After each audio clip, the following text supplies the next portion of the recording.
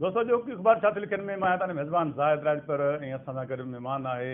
मज़हर ख़ासि अली सीनियर सहाफ़ी तबज़िया निगार ऐं असां हुनखे भलीकार चऊं था मज़हर ख़ासि साहिब ऐं भलीकार चऊं था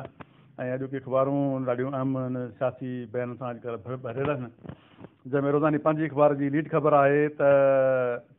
नवाज़ शरीफ़ जे ज़ामिन शहबाज़ खे जेल मोकिलियो वफ़ाक़ी सरकार पारां लाहौर हाई कोर्ट में वञण जो ऐलान फिनांस तरमीम बिल 15 खां 20 जनवरी ताईं मंज़ूर थींदो इतिहादी गॾु आहिनि मुल्क में रुॻो सिंधवासी सिहत कार्ड जो फ़ाइदो माणे न सघंदा पीपीए खां कहिड़ो बदिलो पई वठे फवाद चौधरी वज़ीर आज़म नवाज़ शरीफ़ जी वापसी लाइ अटॉर्नी जनरल खे हिदायत कई आहे शहबाज़ शरीफ़ हाणे भाउ खे घुराए या वरी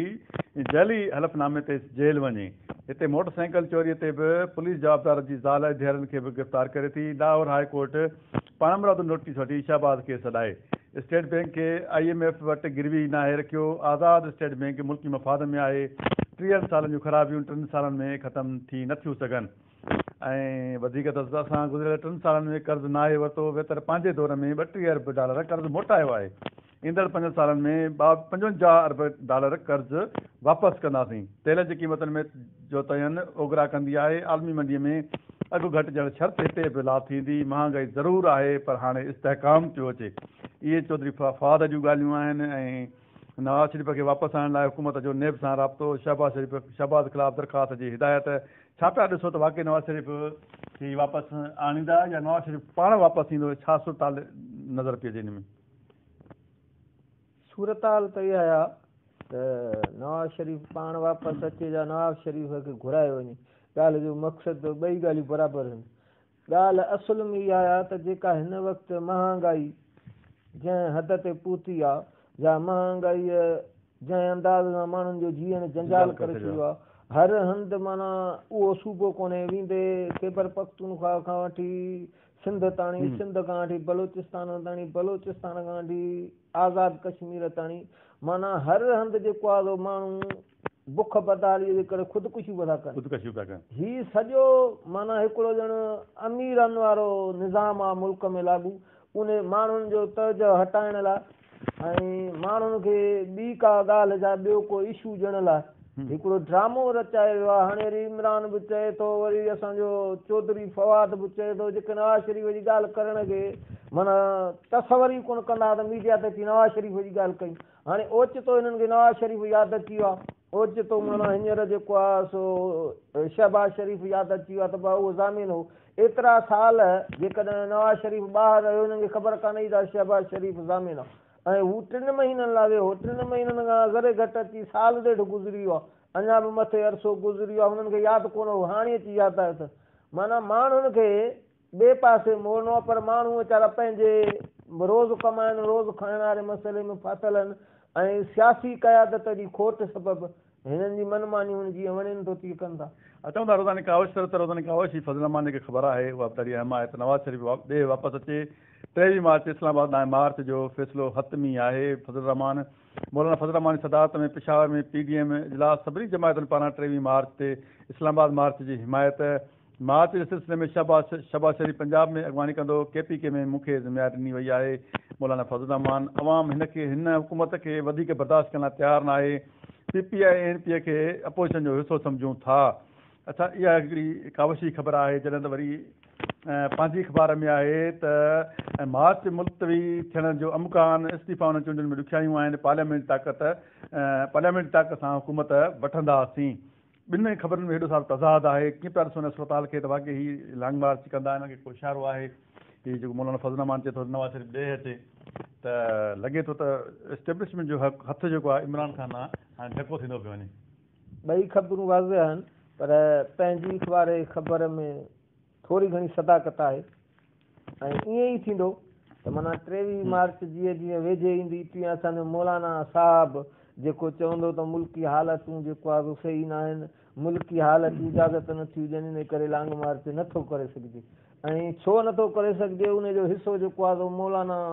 फज़ल रहमान खे मिली वियो आहे बलदियाती इलेक्शननि में जेके हुनजा नाज़िम आया आहिनि या चूंडिजी आया आहिनि हाणे हू ॿोली आहे थो ॻाल्हाए त 2018 में ताक़तवर धुरनि जेको आहे सो असांजा वोट खसिया हाणे जेका बलदियाती इलेक्शन 2021 में थी आहे उन में हुननि शफ़क़त जो हथु हटाए छॾियो आहे त वरी असां खटे आहियूं। माना अजीब हिकिड़ी सूरत हाल आहे त हिननि सियासतदाननि जे कोल फेल में केॾो तज़ाद आहे। जेकॾहिं इमरान ख़ान जी तहरीक इंसाफ़ खटे थी त बाबा जेके लिकियल हथ आहिनि उहे इमरान ख़ान जी सपोर्ट था कनि। जेकॾहिं मौलाना जी जेयू आहे खटे थी त उहे हथ माना खॼी था वञनि। माना हिक लाइ सच ॻाल्हाइजे थो, पंहिंजे लाइ सच नथो ॻाल्हाइजे। सच इहो आहे जेकॾहिं इमरान ख़ान खे इक़्तिदार में उन्हनि धुरनि आंदो आहे त मौलाना फज़ल रहमान खे बि साॻियुनि धुरनि खटरायो आहे ऐं उन्हनि हुनखे इहो हिसो पती ॾिनो आहे त जीअं बलदियाती इलेक्शन में मौलाना खे हिसो पती ॾिजे ऐं सूबाई हुकूमत थी सघे थो कंहिं ॿिए खे ॾिजे। माना हिते तरीक़ेकार इहो आहे त सियासी धुरनि खे जेको थोरो घणो हिसो मिले थो उहो विरहाए उन्हनि खे पाण में विरहाइजे। बाक़ी असुलु हुकूमत जेको आहे सो असुलु वाघ धणनि वटि हुजे, उन्हनि जे निज़ाम खे केर बि माना टोड़े छोड़े न। अचूं था रोज़ानी जीजल तरफ़ रोज़ानी जीजल जी ख़बर आहे ख़ासि करे जेको अंदरो टियों पेज आहे उहो अवाम जे मसइलनि सां भरियलु आहे त किथे बि इहो ख़बर या मूंखे रिपीट करणी थी ॻाल्हि पए त किथे अहिड़ी ख़बर न आहे त माण्हू जेको मसइलो हल थियो हुजे। नवे 48 में करोड़नि जी लाॻत सां तयारु कयल फिल्टर प्लांट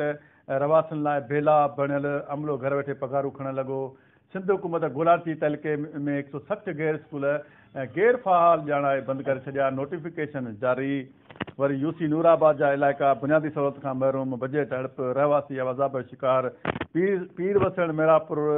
रोड जी 25 सालनि खां मरमत न थी। शहरनि जो पैदल मार्च किथे कहिड़ा मसइला माण्हुनि जा आहिनि ऐं असांजी सिंध हुकूमत हर पंहिंजी बजट आहे। माण्हुनि खे हिकिड़ो रस्तो नथो मिले, माण्हुनि खे का तरक़ियाती स्कीम नथी मिले, माण्हुनि खे पीअण जो पाणी नथो मिले। शहर असांजा जो गंदगी जो ढेर बणिजी विया आहिनि। समूरी सिंध जी साॻी सूरत हाल आहे। वरी ॿिनि साॻी ॻाल्हि ते ईंदासीं त असांजो पीपल्स पार्टीअ जो चेयरमैन आहे मोहतरम बिलावल भुट्टो साहिबु, वरी हुनजो वालिदा आसिफ ज़रदारी साहिबु, उहे त बार बार मीडिया ते अची चवंदा त असांखे वफ़ाक़ी हुकूमत जो त असां मुल्क खे सोनो करे छॾींदासीं। अरे उहा मुल्क खे सोनो कयो जा जेको वणेव कयो, पर 14 सालनि खां तव्हां वटि सिंध जी हुकूमत आहे त सिंध जा रोड रस्ता, सिंध जूं इस्पतालूं